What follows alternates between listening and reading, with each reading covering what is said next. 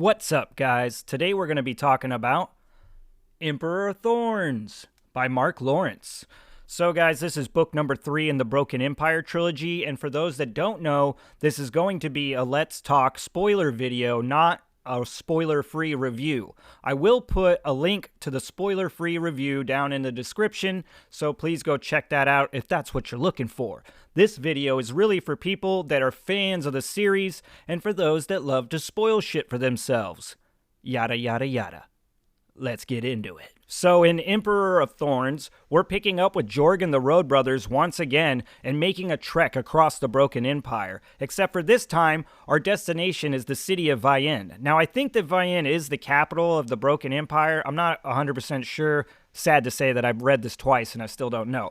Either way, Vienne is where the Congression is being held, and Congression is where all the lords and ladies of the Broken Empire, ones that can cast a vote, they all congregate and cast their votes. The problem being, though, over the years, as no one can decide or at least come together on a mutual decision to elect somebody as emperor. So basically, it's always a stalemate. Every 3 years when they hold this event, nothing ever really comes of it. And yeah, that's just it, right? But that's the story. Jorg Ancrath is making his push towards that Congression, and he has plans of sitting on the throne. Now, when the story starts out, we are being hit with information, but we also have some gaps there. But the stuff that we do understand is that Jorg Ancrath has taken over several kingdoms in the surrounding area of Renar, as well as he's about to be a father. That's right, Queen Miana is pregnant. And this is kind of a huge deal, right? Because we're like, oh shit, Jorg Ancrath's gonna be a father? Oh, fuck. Though I will say, it is interesting to see that internal monologue of Jorg Ancrath when thinking of the prospect of becoming a father. I would argue that this is part of the character's development, and you definitely see some forms of character growth in Jorg Ancrath. Now, as we push forward in the story, we know that the road to Vienne is not a smooth one. There are plenty of bumps in the road. One of my favorite ones is almost right out the gate, and this is a dark and just nasty part of the story. I didn't enjoy it because it was, delicious. I enjoyed it because I think it gives us more insight into our young protagonist, one that has just been given a lot of shit without, people knowing his full story. This dream magic kind of scene that we get with Catherine, we know along the way that Catherine's basically been intruding Jorg's mind, his sleep, and we've been getting, glimpses of this crazy dream magic. And this is helpful because we do see that Jorg is warned about, the threat against Miana and all that. So Miana basically is saved through this dream magic of Catherine's, but we also get this insight into Jorg's into his past. And this is a huge piece of the puzzle. Like I said in my spoiler-free review, it's just like, it's easy to hate on Jorg Ancrath, especially in Prince of Thorns, when you're just seeing all this nasty behavior. But the thing is there's much more to this man than meets the eye. And this is why I love this bump in the road, this part, man, when we see that Jorg Ancrath was sexually assaulted. He was, molested as a child by the church. Like, Jesus fucking Christ. If watching your dad, making your dad beat your fucking dog to death and burn it, watching your brother and your mother being killed at your uncle's design, all the horrible living here in the fucking Broken Empire, but you also got raped as a child as well. God damn it, dude. And this is why I get very passionate and get all at people when they start fucking throwing so much hate at Jorg Ancrath, because a lot of times I'm like, dude, you don't even know the whole story. I'm not trying to condone Jorg's behavior, but I do think that people need to take a deeper look into this young man before they start throwing heaps of judgment upon him. Now, this is also the part of the story where the closer we get to Vienne, the more and more we're taking steps back into the past and kind of filling in the gaps of things that happened that we're not so sure about yet. And so I'm just going to kind of jump into these flashbacks because I do think that they were awesome as far as filling in the reader with what happened, as well as giving us little bits of information for how are things going to play out in the end. I do, if you saw my spoiler-free review, you know that I had some problems with the pacing, but I don't have any problems with the content. The stuff is great. I just thought it was kind of delivered weird, and it slowed things down for me personally. But let's just get into these flashbacks, because the first one I want to talk about is what really fills the reader in on what happened with Jorg Ancrath after he meets Fexler Bruce in book 2, right? Because there's like this kind of thing that happens and we don't know much about it, and all of a sudden, Jorg's back at the haunt. Well, this flashback fills us in, and we watch that whole deal kind of play out. Jorg has that conversation with his uncle, and then he does some traveling. And then ultimately he picks up some companions as well, right? Sonny and Leisha. And Leisha has been to this place that they're about to go into, the Iberico Hills. And now the Iberico Hills seems to be like a wasteland, because we know, like, Leisha, her like physical appearance is disfigured from just spending time in the Iberico Hills. We also know that they have to take these salt tablets to go in there, otherwise it's just, they're gonna get all fucked up. I loved the Iberico Hills, just the idea of it, everything. My only issue with it is I don't know where the fuck it is. I've read this thing twice now, and I don't know exactly where Jorg ventured to get to the Iberico Hills.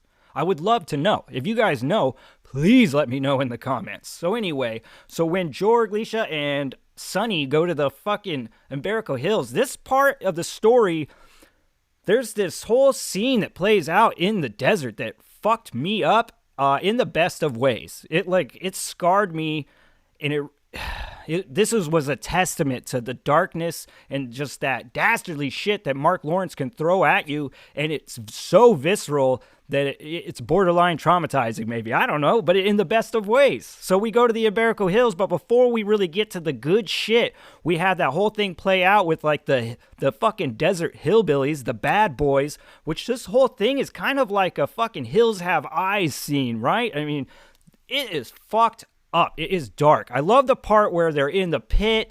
Jorg decides to kill Leisha just to kind of save her the sorrow and pain that is to come, and he's using her fucking head as a projectile to throw at people. Like, this to me was hilarious the first time I read the book, because I'm just imagining Jorg Ancrath throwing fucking severed heads, just like, oh, Jorg.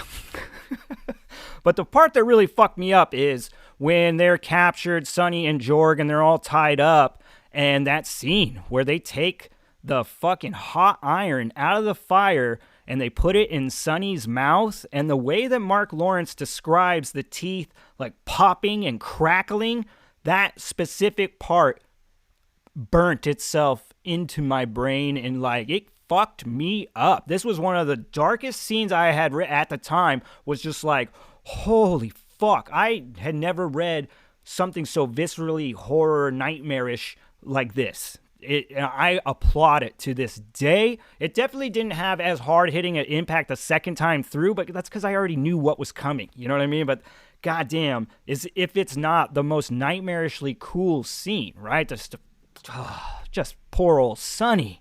And everything that happens after this, I really enjoyed as well. You know, the builder technology of the little scorpions, and finding Fexler Bruce down in that area where it's like he's stuck in stasis, but he's stuck in like his own suicidal act.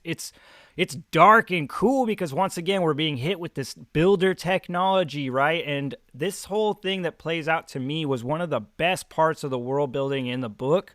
And I still, even the second time through, I just enjoyed it so much. Now, the next stage of flashbacks is what takes Jorg into Afrique. And this is great. Like, it is gold information for the reader. I know I have mentioned, it's just like this specific part of the book just felt slow because everything else had me on the edge of my seat, and this felt like it just like had me take a step back for a moment. And I'm not saying that the content wasn't great, it just slowed things down for me. So going into this, though, this is when we get Jorg going into Afrique, right? He meets what we don't know yet, but what is a clockwork robot, and he's fucking got the builder's son in the box, and we kind of know that. There are some things that Jorg alludes to along the way that it gives us plenty of foreshadowing that there's a fucking bomb in that box, and a little bit to understanding that maybe that, you know, the clockwork robot isn't a human. So it is really cool. Plus, we need this little bit of information. We see how all the events play out, and essentially Jorg saves the Sultan by switching the bomb and all that. And this is how Jorg Ancrath is going to kind of clinch votes for the future. So it is not only kind of fleshing out some things and some events that have happened in the past, it's also kind of preparing you for like what is to come. So now, besides the previous timeline threads and Catherine's dream magic, we also have Chella's story, which is like a separate timeline in itself. This is where we're going to get Chella's perspective, which is great. We get some dark and dastardly descriptions through Chella's story, and we also get up close and personal with the dead king. This is also what kind of feeds the reader a lot of information. I've seen plenty of people bitch and complain about how the dead king's reveal was so foreshadowed, so heavily foreshadowed throughout Chella's story, that it's not a surprise at all in the end. Honestly, guys, I don't know if William's reveal is supposed to be a surprise. I think personally, I know I don't have any thing to back this, but I just think personally that Mark Lawrence is one of those guys that is the king of distraction. He knows how to give you this flashy hand while the other one's doing some other shit that you can't see. You know what I mean? And I kind of do believe that he puts so much foreshadowing into this William reveal that it kind of keeps you locked into thinking that, while he's able to kind of surprise you in other areas there in the ending. But yes, Chella's story, I really enjoyed it, man. Like I said, I thought this helped bring those horror aspects. We get up and close and personal with the dead army as well. The Lichkin, the one thing that bugs me throughout the story, I guess, is just Kai Summerson. I never really fully felt like Kai belonged. I understand what he's being used throughout the story, but still, it didn't feel like a concrete character throughout the story, and he's definitely, riddled throughout Chella's parts. Now I'm going to kind of jump back and push forward with Jorg and the Road Brothers on their way to Vienne and Congression. So this journey is great. Like I said, along the way, Jorg finding out that Miana's in trouble, so he sends, for his guard, and so Miana joins the caravan. So then you have, Miana and Jorg. Miana's pregnant. Then we find out that Catherine is, also in the caravan. So there's this little love triangle thing that's going on there, right? Because Jorg loves Catherine and he loves Miana. At least it appears that he at least respects his new queen that was carrying his heir. And then as we push forward too, when Chella enters the fold, it's like this super fucked up deal, right? Because you got three ladies that are all after Jorg. You get the scene where Jorg fucks Chella in the carriage, which is great, and definitely a nominee for most awkward sex scene for this year's Grammys. But and also I gotta keeping with that, there's that line in that book where Jorg's don't trust me, I killed the Pope and fucked a necromancer all in the same week. Which brings me back to the strife and the bumps in that road, right? We see Jorg along the way. Like I said, he's killed the Pope. He kills the Pope. When William is born, his baby with Miana, we see that Jorg fears for William's safety, especially when the Prince of Renar is in the caravan, and Jorg knows that he's basically stolen everything from the Prince of Renar, and that the Prince of Renar has all the right to try to come at Jorg. But because of the rules of this little road to the Congression, no one can hurt each other, but little William is kind of exempt from protection. So Jorg fears for little William, and he ends up killing, the Prince of Renar, indirectly. Now, this is also the part of the story where the undead really start to make a presence, especially against Jorg and the Road Brothers, as well as just everybody here on their way to Congression. Now, this is also, where the book really starts to bump up the horror aspects, and I thought it was really a nice touch. I think it's Gottering is when they enter Gottering, and there's, they're dealing with the Lichkin and the undead, and then there's all the filleted skin and shit that they're burning. Just the description of this pile of flesh burning was so dark and dastardly, dark and delicious. It was great. I mean, that's another one of those scenes that just really sticks with you. It's fucked up. But then also we get that scene with, Jorg and Oledan, where it's kind of confusing. You're not sure things are even real at that moment, but we're getting hit with the fact that King Oledan is dead. Now, he's not only just dead, he's part of the undead, and he's having this conversation with Jorg, and Jorg can't even believe that his own father's dead. And we find out that he died, in no, like, dastardly way, just, having sex with his wife and his heart gave out kind of deal. It's a weird scene, but it also does hit you with horror elements that you will feel. For me, the first time through, this was one of the more nightmarish scenes, even more so than the pile of burning flesh. Now, as we approach Vienne, we also get hit with another flashback, and we know that Jorg has been here before. And I actually do really like this flashback, and I felt like it did push the story forward very nicely into the last bit. But I actually kind of did get it's also a little confusing, just because you're through all the jumping back and forth and some of the names and just remembering, oh shit, he's got his memory box on him now, or does he still have the necromancy, or is this after he has the necromancy pulled from him? Just a lot of things have happened along the way, and this one little part, because it takes place in the past and there's just some elements there, it can get a little confusing, but still, it's really great in what kind of lays the foundation for what's to come in the very end there. We see that when Jorg goes to Vienne, he's, going to the tailor, trying to get new clothes and shit like that. Everybody just thinks he's a bum, and he runs into the royal family of Oledan, right? And like Sindri and all them, and that whole thing plays out. That's kind of like his key in to the inside, because he can't get past the Gilden Gate because he's been tainted. He has the memory box, he's got the necromancy, so Jorg physically cannot pass the Gilden Gate, and he's trying to get in there to kind of just get a good word in for himself and whatnot, as well as he's following this kind of wild goose chase of Fexler Bruise through the view ring. Now, it's in this little part that we see that Jorg Ancrath basically frees the custodian here in Vienne, as well as kind of just reunites Fexler and the custodian, and some stuff kind of goes down. We see that the builder lights flash on, basically like electricity is restored to the area, and that's kind of what we're getting, and it's going to make more sense as we push forward. Now, when we push forward into like the now timeline, and they're like approaching the Gilden Gate, this is the time that Jorg can actually get through the gate, right? Because he's no longer tainted by anything. He doesn't have his memory box on him anymore or nothing like that.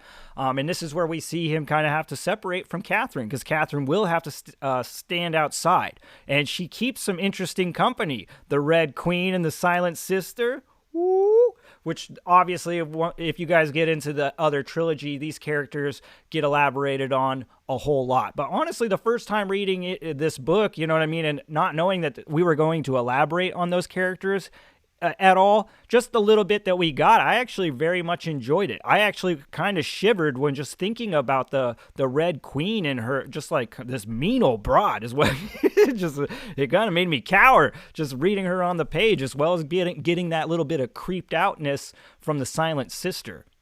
Now, the ending of this book is really where this thing pays off tremendously. I do think that Mark Lawrence does a great job of building tension. I've heard people kind of complain that it felt rushed.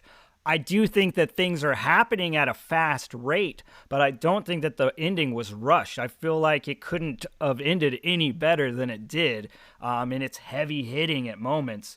As fast as they might be, they hit hard, and I fucking carried this ending with me ever since. Years and years ago, when the first time I read this fucker, it impacted me massively. This was one of those that was just like, I can't wait to fucking scream about this. Who else has read this? I need to talk about it.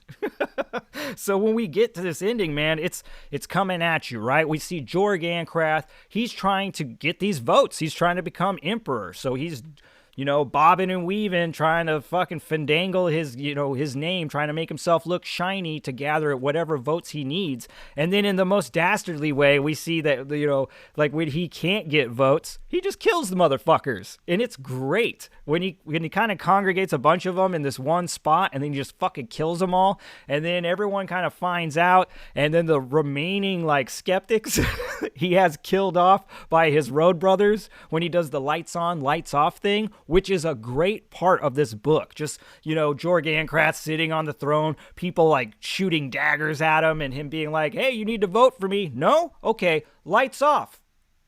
Lights on. And when the lights come on, fuck it, there's just dead bodies of the people that were protesting. Woo! Dark and delicious. This is also around the same time that the dead king decides to crash the party, and also where we get the William reveal. Now, as the reader, like I said earlier, Lawrence gives us so much foreshadowing that we all know that William is the dead king. But Jorg doesn't at this moment, but he's soon to find out, right? And all this shit that's going down is crazy because the undead have destroyed the Gildan Gate, so now they're past, and there's just havoc being wreaked in this fucking throne room, right? Like, shit is going down, and it's happening fast, and it's actually kind of like heartbreaking because we're seeing some of these characters that we care about getting fucked up, right? We're seeing Red Kent being a little bit more red than usual. And another heartbreaking deal is the whole deal with Gorgoth. Now, we saw along the way that little pact between Jorg and Gorgoth where Gorgoth is like, dude, you can never be my friend. You're just too, tainted. You're bad. But Jorg makes the pact with him about protecting his son, William, little William. And Gorgoth makes that pact. And so here in the end, we're seeing Gorgoth fuck up the undead while also being kind of eviscerated by the undead. And in the end, finding little William alive, but under the corpse of Gorgoth, who has just been fucking slashed down to ribbons by the undead. Like, a lot of shit is going on it's not rushed, like I said earlier. It is just coming at you fast, and it's fucking emotional and all that. But also during all this, Jorg Ancrath gets a fucking elected emperor. And this really kind of goes into that last bit that, the first time I read this book, you don't know, man. This is like a testament to Jorg's intelligence and just his craftiness. A lot of times he cheats, but a lot of times he's thought things through too. They might be long shots, but he has a fucking plan. And this plan that that goes into effect is just one that I didn't see coming. And this is why I do think that the William reveal was so obvious, because I thought that was supposed to be so obvious, so this you didn't see coming.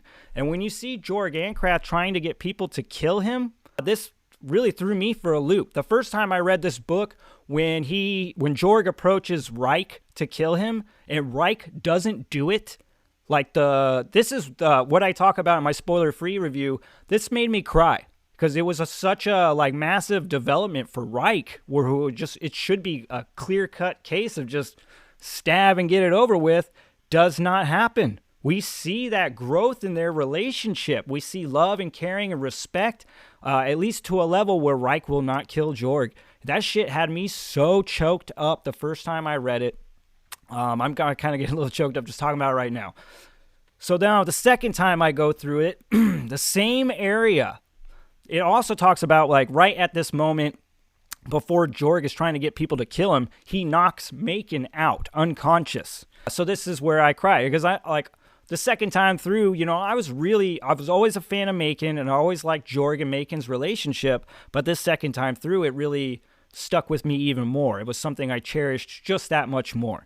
And the understanding I had, of why Jorg knocks Macon out, because, he knows that he'll try to stop him. I just felt that. I felt that through and through to my black little fucking shriveled heart. And yet again, I'm fucking crying. It's just God damn, this ending is so fucking good. It doesn't even matter if you know what's about to happen. It's still so emotional. It's still so gripping and engaging and just goddamn good.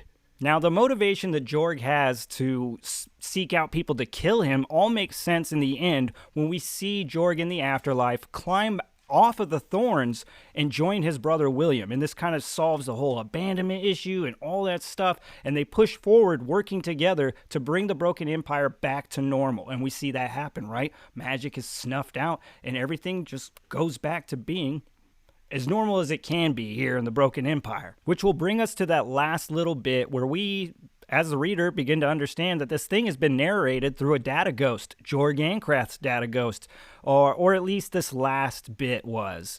And this is interesting, and we see that, Macon and Reich are doing well as little William, who will soon inherit the Broken Empire. Which this all brings us to that very last bit, which is just a little note from Mark Lawrence to the reader, kind of congratulating you on finishing the trilogy, but then also giving you a little insight to his decisions and why he chose to kill off one of the most dark and dastardly protagonists to ever grace the pages of fantasy. And we know now that, he wanted for Jorg to go out on a high note. What he didn't want was for Jorg to continue to, grace the page until he became stale, worn out, played out, and just, boring and not the same awesome character that we, grew to love. So as tough as that is to swallow, for a reader, it is a great decision for an author to make. And it's something I've carried with me ever since. It's how I've kind of been able to overcome some of my little, issues with other books, because it's just like, man, sometimes this is a better way. It might not be the most satisfying, fan-pleasing method, but it is a surefire way for your characters to go out on top. All right, guys, hopefully you found some of this informative and not a total waste of your time, as always. I had a lot of fun revisiting The Broken Empire. This is still, to date, one of my favorite trilogies of all time. It is certainly my top tier.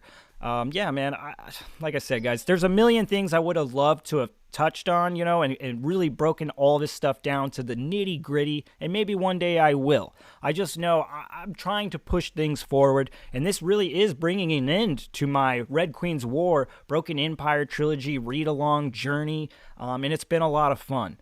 And I really do look forward to discussing these books with other booktubers or readers or whatnot. You guys can always hit me up on the Discord in the Broken Empire tab, as well as calling out all booktubers, man. I look forward to, conjuring up some kind of discussion about these books, because they are something that are super near and dear to my heart, and I would love to just share that kind of shit with everybody. All right?